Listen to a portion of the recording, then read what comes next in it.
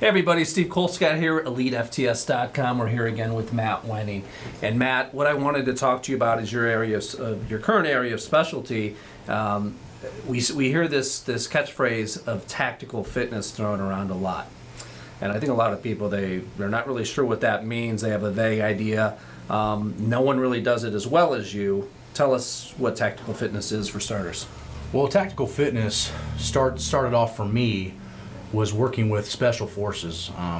The article that you had done in Flex Magazine, 2007-06 area, got me some attention from the Ranger Division. And the Ranger Division were stale with all their weight training and asked me if I would come down and do some help with them. And I said, yeah, that sounds like fun. It wasn't a lot of money, it wasn't a lot of monetary gain, but it was something new, a new avenue for me to try to see if the knowledge that I've gained in powerlifting and working with other different types of athletes in college, if I could transfer this to a different field. So that was my first taste of kind of what tactical strength conditioning was. And I learned that there were a lot of things that worked and a lot of things that I had to discard very quickly. But tactical development as a whole usually means you're working with somebody that's either a fireman, a policeman, or works in military of some shape, way, or form. Okay. And with what we see now, what do you think are some of the flaws with some of the type of programming that they're doing for well, the flaws come from different angles. I think one angle is our testing protocol that the Army and some of the insurance companies for fire departments utilize is not really a good indicator of what fitness is. Okay. So I think a lot of the people in charge, not because it's necessarily their fault, in some ways they're not educated enough to understand that what transfers to the battlefield may not be what we're testing. Yeah.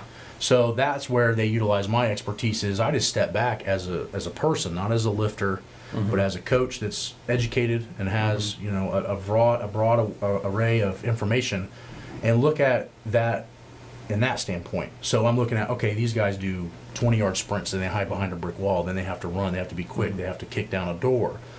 They have to carry a patient that maybe weighs 400 pounds out of an apartment down a pair of stairs. I just step back and watch their job and go, with my biomechanics background, start looking at different ways to make the movements more safe and more efficient. That's where that starts. And then I'd get all their statistics. So with the Army, the first thing I did with the Rangers, and I just happened to think of it as I was driving down there to work with them for the first couple of times, is I wanted all their injury data. So I went to the PTs. I'm like, I want to see how many knee problems they're having, how many back problems they're having, all those types of things. So I get all this data in front of me, and then I go and do some testing, and I realize that they don't have these muscle groups. And that's why we're getting a lot of these problems. So it's just the same thing we use for professional lifting. My bench press is only going to go so far if my triceps are weak. Yeah. Doesn't matter how strong my pecs are. It's the same type of mental capacity that you use to break down any person, is where are their weakest points. So I think the problem with, coming back to your question, the problem with tactical training and what you're asking is that we have a very poor testing protocol, and we don't spend enough time teaching people how to properly train, and there's not enough proper information out there for people to train. Okay. So those three factors create a major problem that we have, in the Army and in the fire department, mostly what I dealt with. Okay, we really don't deal directly with CrossFit. We do have a lot of CrossFit people that come to us for information, and tactical fitness is a big part of that. So what advice can we give them to maybe help their program, things they should be focusing on a little bit more? The biggest drawback I see from using CrossFit, not that it doesn't have its place, is that they focus so much on general fitness that they don't realize that there are specific needs for individual people. So if I have really weak hamstrings, just doing squats and snatches without any isolated hamstring work is eventually going to cause me either a plateau or an injury. Okay. And I think that's where CrossFit has a major issue, is that their programs are set up so generalized that they're not specifically attacking individual weak points. And that's where you have to be very careful on how you train. So if I take a kid or a young adult and I said, okay, we're going to fix everything by you just bench pressing, their muscular efficiency and weaknesses are going to get worse. They're not going to get better, because it's a multi-joint exercise that the strengths are going to shine and the weaknesses are going to try to hide. How do you fix that? By doing multi-joint exercises. The other major thing is you can't utilize power training for endurance. You either have one or the other. That's why the guy that wins a 100-meter dash, Usain Bolt, is not winning the mile. Yeah. So you have to find out through statistics, especially dealing with tactical divisions versus staying away from CrossFit itself, is you have to look at what are the needs of the person. If that person doesn't need to run 2 miles, just to make him run 2 miles is not very smart. Yeah. Now, all of us think, well, he's more conditioned, so he should be able to run a 40 faster, but we all know that's not true. A guy that can run 2 miles doesn't necessarily mean he's powerful. So for fire departments, most of their injuries, from what I've seen, dealing with fire departments for the last 6 years, is they get hurt by lifting heavy machinery and moving heavy, awkward patients. Well, a lot of the things that training does not show that they're fixing that. So you can't throw a generalized program without looking at the stats and seeing where guys are getting hurt and where their weak spots are. Okay. Hopefully, I imagine that we're going to see CrossFit evolve a little bit more over time. It's fairly new. Tell us a little bit about what you do at your facility, what type of people you work with, and the name of the facility. Well, the name of the facility is Ludus Magnus. It's on the west side of downtown Columbus, Ohio. It's just a big warehouse gym.